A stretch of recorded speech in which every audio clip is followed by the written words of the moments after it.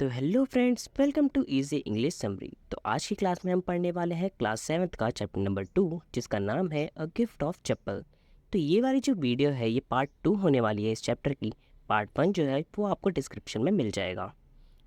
तो पार्ट की कहानी स्टार्ट होती है जब मृदु को पता चलता है कि लल्ली जो है वो वायलिन बजाना सीख रही है।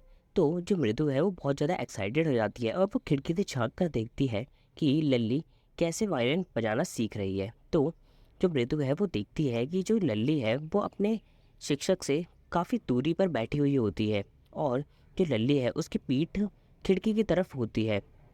उसके बाद मृदु जो है उसका ध्यान शिक्षक की तरफ जाता है। शिक्षक के जो बाल होते हैं वो काफ़ी थोड़े होते हैं लेकिन वो काफ़ी लंबे होते हैं और उन्होंने तेल लगाया हुआ होता है और उनके गले में एक माला होती है। उसने ये भी नोटिस किया कि उनके हाथ में एक उंगली में रिंग है और उनके पैर का जो अंगूठा है वो काफ़ी बड़ा है और वो पैर को बार बार ज़मीन पर पटक रहे होते हैं। तो इसके बाद मृदु देखती है कि जो लल्ली के शिक्षक हैं वो काफ़ी अच्छी तरीके से वायलिन बजा रहे होते हैं, लेकिन लल्ली इतनी अच्छी तरीके से वायलिन नहीं बजा पा रही होती है। हो सकता है क्योंकि वो अभी सीख रही होती है। तो इसके बाद रवि की जो माँ है रुक्मणी, वो रवि को आवाज़ लगाती है कि यहाँ पर एक भिखारी आ गया है और इसे भगा दो। तो उसके बाद रवि, मृदु और मीना जो है वो उस भिखारी के पास जाते हैं और उस भिखारी को वहाँ से जाने को कहते हैं। तो इसके बाद जो भिखारी है वो ये बोलता है कि मैं थोड़ी देर यहीं पेड़ के नीचे बैठूंगा और फिर यहाँ से चला जाऊँगा। तो जो भिखारी है वो अपने कपड़े को पेड़ के नीचे बिछा लेता है और वहाँ बैठ जाता है और इसके बाद वो बच्चों को बताता है कि धूप में चलने की वजह से मेरे पैरों में छाले पड़ गए हैं, इसकी वजह से मैं अभी थोड़ी देर यहाँ पे रेस्ट करने के बाद ही जाऊँगा।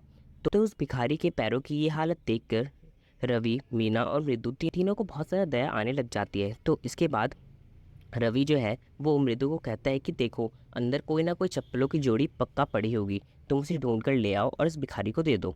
तो मृदु जो है वो अंदर जाती है और चप्पलों को ढूंढने लग जाती है। तो उसकी नज़र जो है वो एक पुरानी अजीब सी दिखने वाली चप्पल पर जाती है और वो उसे उठाकर बाहर ले आती है और वो रवि से पूछती है कि ये वाली चप्पल किसकी है। तो रवि बिना कुछ बोले उस चप्पल को उठाता है और उस भिखारी को दे देता है।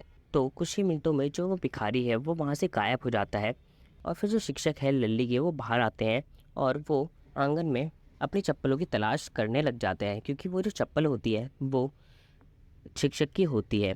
तो बहुत ढूंढने के बाद शिक्षक को जब वो चप्पल नहीं दिखती और उनका ध्यान बच्चों की तरफ जाता है जो कि पेड़ के नीचे आराम कर रहे होते हैं, वो लल्ली को बुलाते हैं और बोलते हैं कि मुझे मेरी चप्पल नहीं मिल रही है। तो लल्ली और बाकी बच्चे जो हैं वो उनकी चप्पलों की तलाश में लग जाते हैं।